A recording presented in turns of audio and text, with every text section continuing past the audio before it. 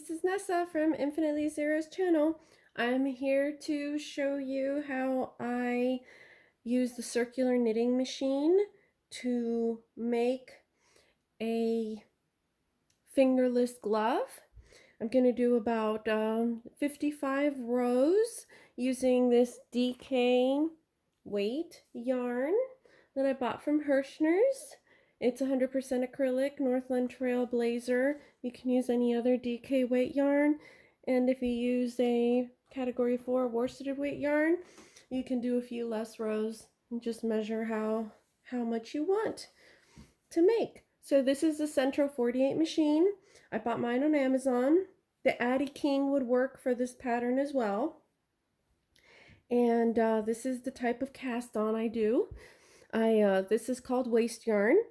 Put some in the middle, and then you skip one needle going around, one in, one off. You do this the full way around.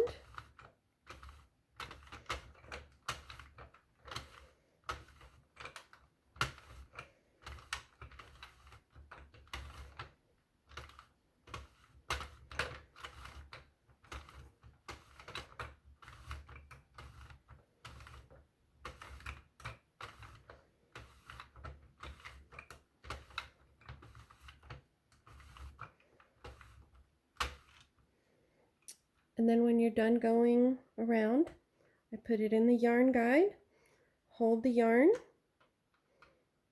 and crank a few rows of the waste yarn. I'm not going to show myself cranking all the rows for all of this, just so you get a feel of what it looks like. Make sure your yarn is there in place. And this is your row stitch counter here. Sorry, it's not in the video. There you go.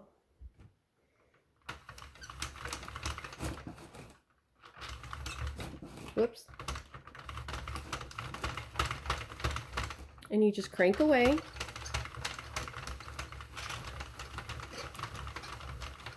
I'll be back. And I add one row of this other colored waste yarn. For the waste yarn, you pick a contrasting color from the main yarn you use. And when you add only one row of this before you start your actual yarn, it helps you pull it much easier when you take it off of the machine. I'll be back.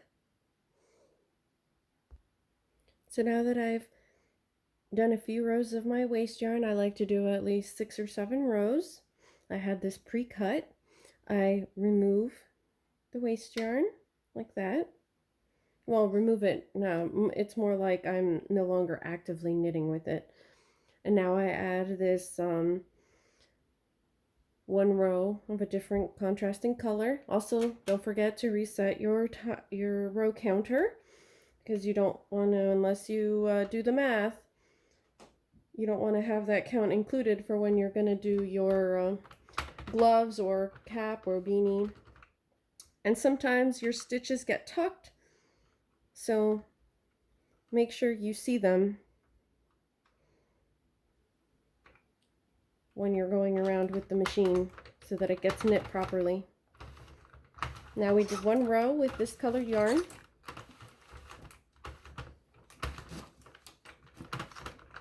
Sorry if the machine is jumpy. It's not secured down. And I usually have a different angle when I'm knitting on this machine. Oh, there. Wanted to not get a tuck stitch. It also helps to either use a needle or a loom hook to make sure those stitches go where they're supposed to when the machine's acting finicky. Okay, now on to the yarn we're going to use. I like to leave a good amount in the beginning because I use that later to close off the tube, because this is going to be a tube, and then you close it around the measurement of your hand, and then you stitch it up and you leave a gap for the thumb hole. So I would say do about 2 or 3 times around the machine for good measure.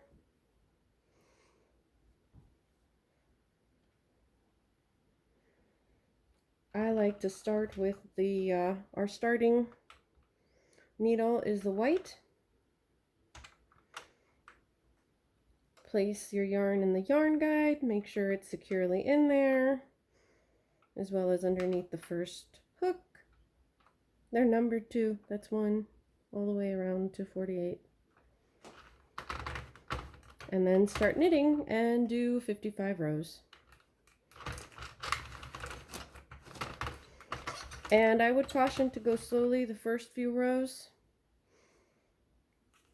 to make sure that the machine grabs all, that the needles grab the yarn well, and you don't have any tucked or drop stitches.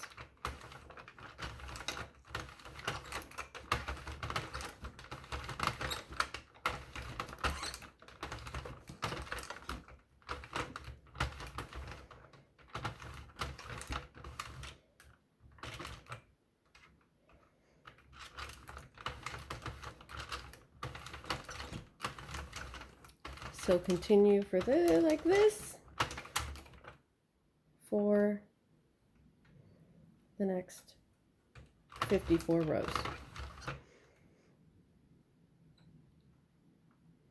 And if you're making a beanie, it's I think with this yarn, I think I needed 155 rows. I can't remember, I have to look it back up. It depends. There's also other definitely other videos on YouTube with tutorials on how to make this and how to make a beanie. So there you go, you just keep going, cranking away. And I am going to pause you and I'll be back when I have more done. You're doing a few more rows on camera. The machine is really loud.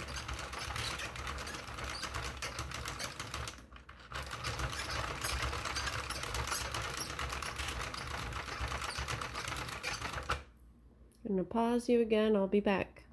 So, now that we're at 55 rows, I forgot to mention, make sure you're guiding your yarn while you're doing this and that there's no knots coming in.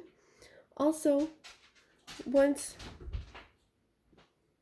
your project gets longer, you want to curl and roll up the bottom so that the extra weight doesn't drag on the bottom and then create loose and tuck stitches. Also, I figured I would show you a finished glove. This one's a little longer. It's had more rows. This was done with Lion Brand Mandala Ferris wheel. And how I do these, they're actually double knit fingerless gloves, which means I make a tube and then the tube is seamed and I leave a thumb hole. And depends which way you like it. You can either wear it with the seam showing. I just sort of slip stitch and grab the stitches in between through the V's to close it up. Or you can wear it on the non-seam side showing. And this is how they look. They're very warm and usually fit a bunch of different size hands. You just want to make sure if it's a shorter hand that this part is less, and if it's a bigger hand that this part is bigger, so you kind of have to gauge where you want to do your thumb hole depending on the size of the hand. I actually have very long fingers and pretty big hands, so this for me fits ideal.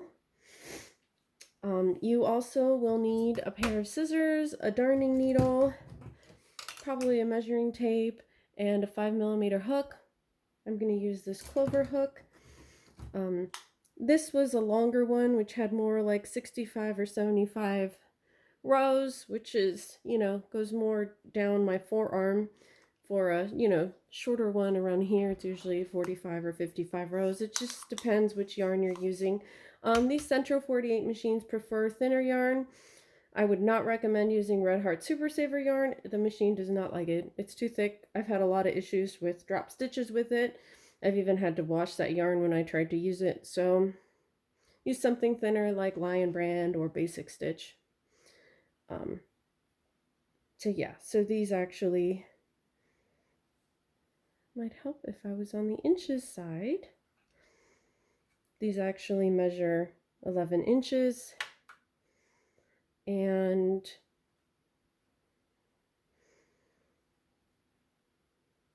to the thumb hole it's around 3 inches on that top part. And if we measure this bottom to that, for this specific one, it's like 6.5 inches. Again, this is going to be shorter. I designed it to be shorter. So we'll put that aside. We don't need that anymore right now. And now I finished my 55 rows. And this is what sometimes the waste yarn looks like once you pull it off the machine. I suggest when you already have and you do your 5 or 8 or 9 rows of waste yarn, I just keep reusing it for all the different projects, and that way I already have the amount shown. And once you take it off of the project, it just easily unravels itself like this. So I'll be back. Okay folks, I'm back. I finished unraveling my waste yarn. For right now, we will remove the working yarn that we're using. I like to leave enough to be able to seam the side of the tube. So I'm not sure how to measure this. I usually sometimes don't even detach the yarn, but for purposes of this tutorial, we will. So I'm going to say we calculate maybe going around the machine 5 times. I'd rather have more yarn left over attached to this project than less, because I hate running out as I'm seaming the glove. Okay, I did 6 rounds.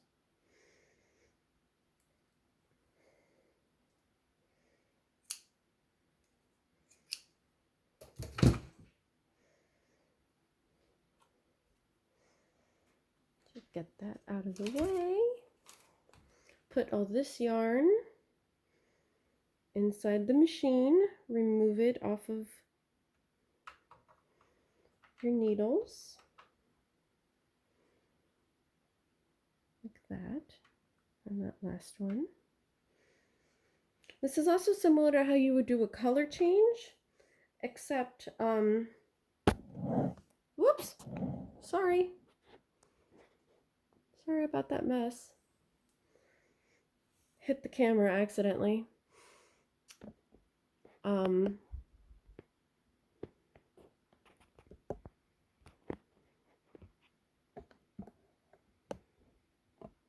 There we go. Except when we do this with the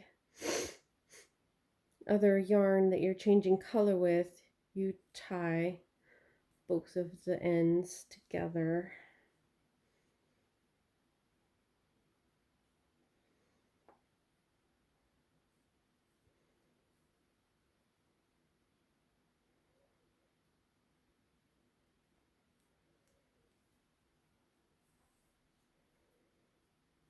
Sorry.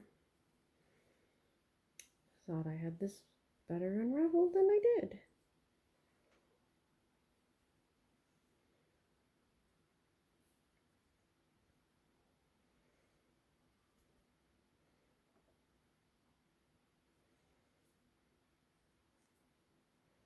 Anyways, I'll put it on the machine and then pause again.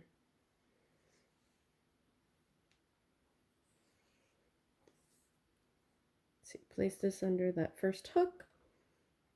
Put it in the yarn guide and then feeder, then in the yarn guide. Make sure you have a little bit. So if you were changing colors, you would knot these.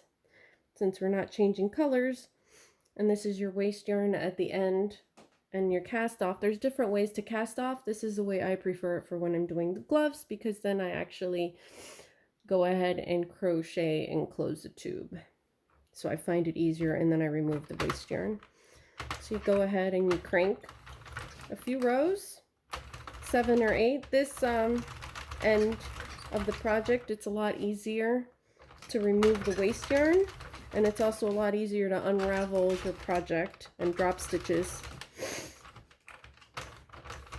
So you just continue cranking until you have the amount of desired rows that you would like for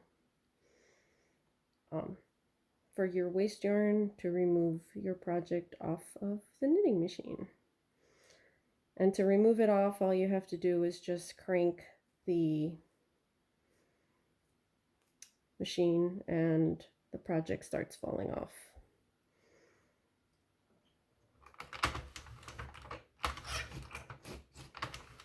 So I'll be back. So now to remove the project off of the machine, I had some issues with my waste yarn there dropping a few stitches, so we're just going to ignore that. Just crank the machine without feeding it yarn, and the project will start coming off of the machine on its own. And you can help it with certain stitches if they get a little stuck. You can also thread a needle and go through all the sewing needle or darning needle and go through all the needles. And then if you get something stuck like that, just keep cranking till it comes over here to the feeder, and just gently remove it off of the needle. There you go. Now your project is off of the machine. I'll be right back. So now this is what the tube looks like getting off of the machine. A little circular tube. And I just lost the measuring tape. Isn't that quite common? Just had it right here. Oh well. Anyways, I was gonna measure it for you guys, but guess not. So now I show this in another video tutorial of mine. That's my doggy walking around. Hi, buddy.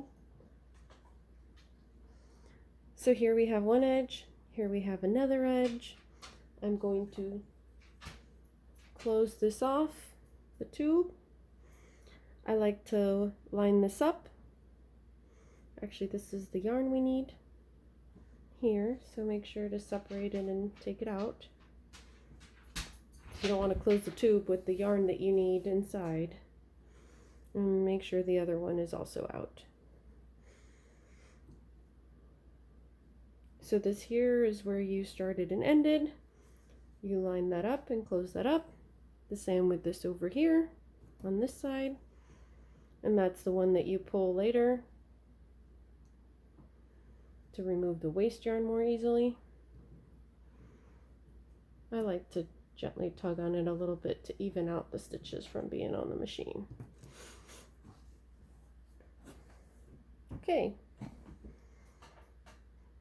Now I hope I stay in camera, so I'm not going to be able to see. So I line that up. Hopefully you can see this close enough. I'm going to make this a little closer. There we go.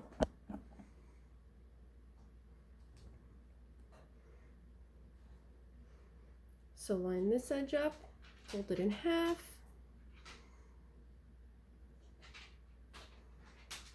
And look over here. These are the stitches of our rows. To these. So after you fold it in half, you take one side, grab the other, loop it through, and you go alternating sides.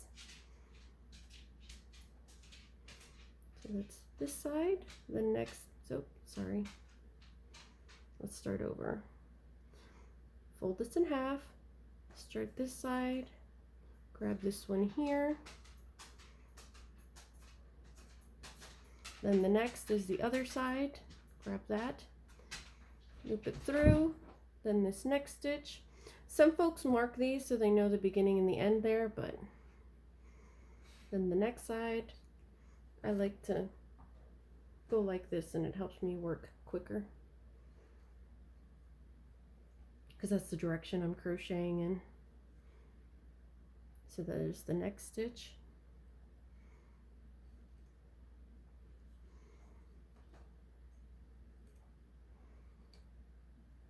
And you can make sure you get all the threads of the yarn. I missed that white one there. It's split on me. There we go. And just take your time, there's no rush. There's the next one.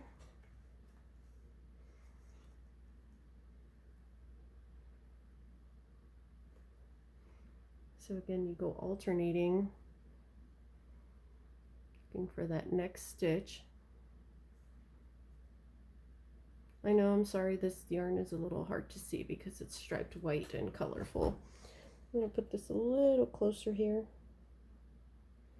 See if it'll focus. There we go.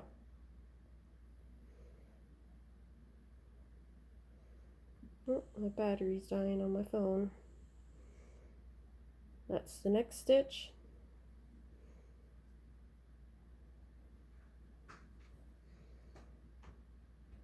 That's the next side, alternating sides.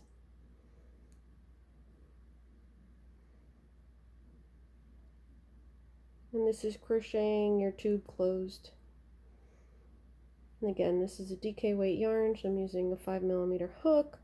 A 4.5 hook would have been fine as well, or a 5.5mm, whatever you're comfortable with. You don't want it too big because you want the edge to look nice. Make sure you grab all the stitches. Some people count these, but I have a lot of experience doing them. And those are some of the stitches that I dropped there, which don't look very pretty, but again, it's waste yarn, so it didn't really matter. It just kept going. It wasn't these crucial first rows here that are attached to the work. So sorry that doesn't look perfect and pretty.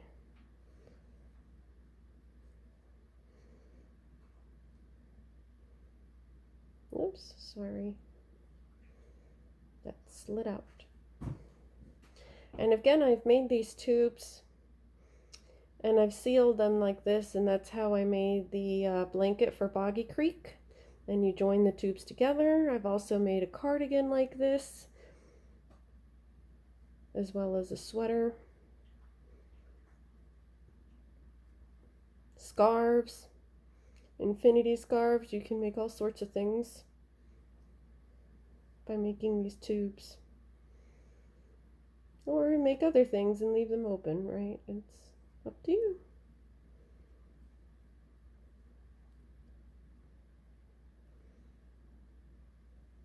Sorry if I went off camera there. I'll review the video and make sure I didn't. I think I stayed within view. I hope my battery lasts for the whole video.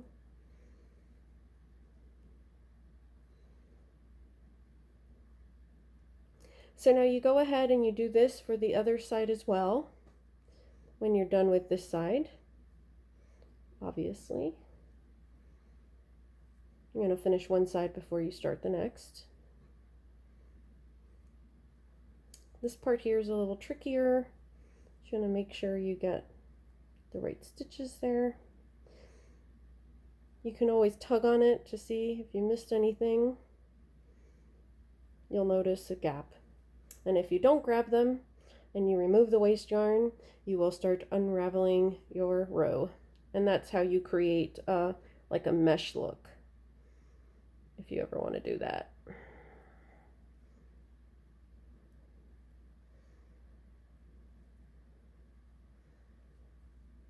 So here's my other stitch there. So that's why if you find it easier to mark it, you know, over here in the beginning before you start, because these kind of they run out of space, so the stitches get tighter. So they could be a little trickier to find.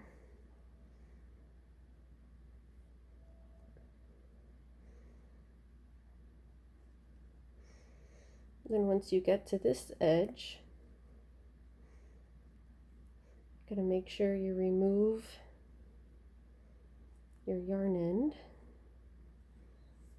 and pass it through.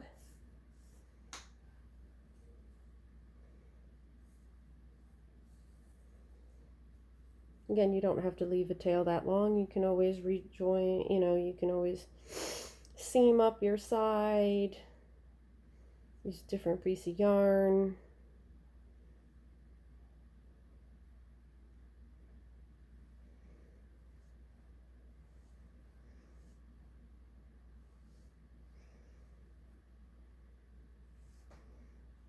I just prefer leaving a longer, much longer tail.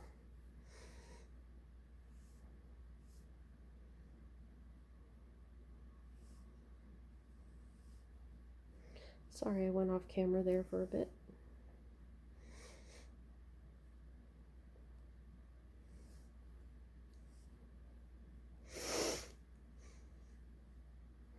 Okay, you want to get your waste yarn out of here.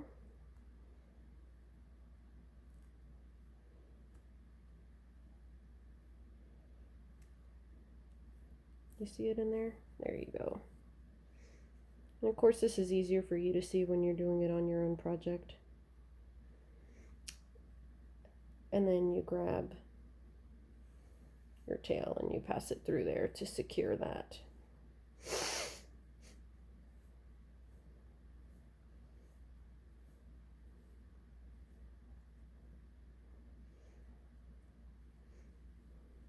So I think I got them all.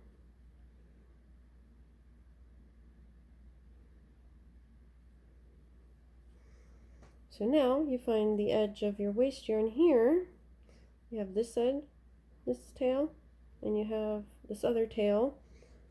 You grab the outer one. Whoops! My work fell. And you just pull on it and it starts very easily unraveling. Only do that after you have secured your work and closed the tube or sewn in other yarn with a needle to grab all your live stitches, and now they're no longer live.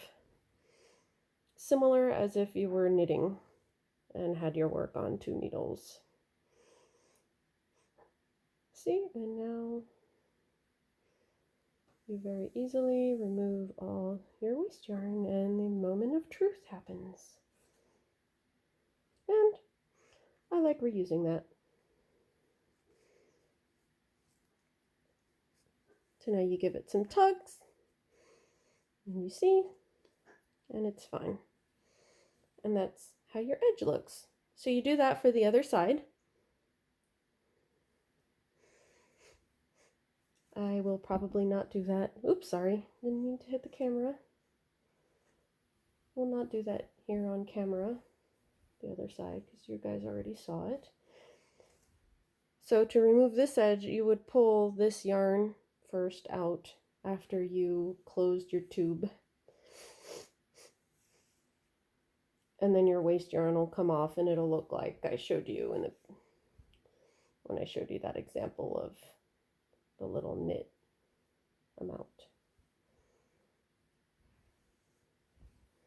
So much fun to play with yarn. Alrighty.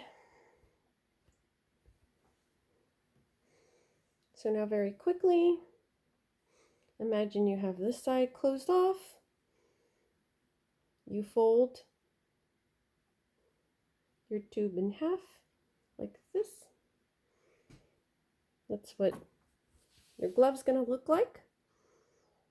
You do a quick measurement of kind of around where you want your thumb hole. If you want to mark it with a stitch marker, go right ahead. And I think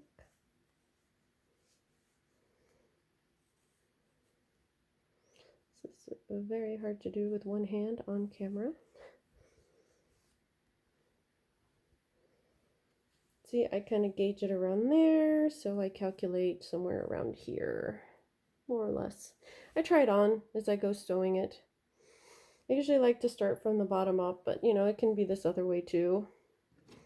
So to show you very quickly how I go joining it,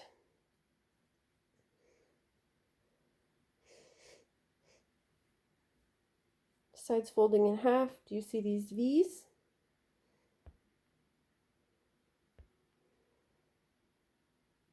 These little V stitches? These little V stitches? I know it's really hard to see with this yarn. So they have a little in between in here, and that's what I use to join. So this is part of the reason I left this so long. I go into this edge over here for my corner.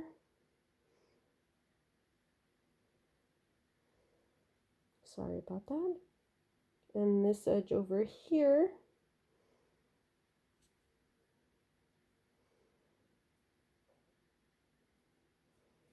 In the middle.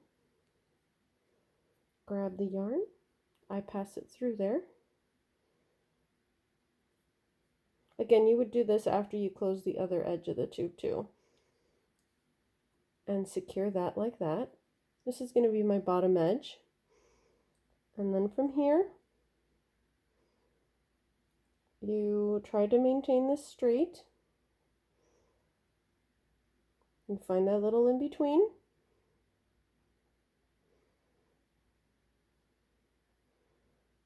Do the same on this edge. Oops, sorry. It slipped.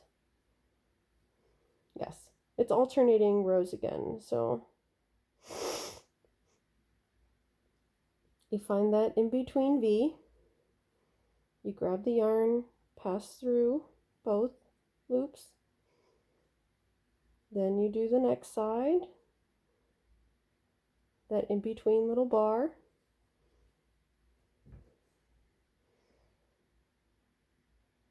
this one's a little better, that in between little bar, grab the yarn, this isn't focused, pass through, and now do this side. I find it easier to find it when you stick your hook in there and try to maintain it on the same row. Again, I recommend using a solid yarn for this, not a marled yarn like this one.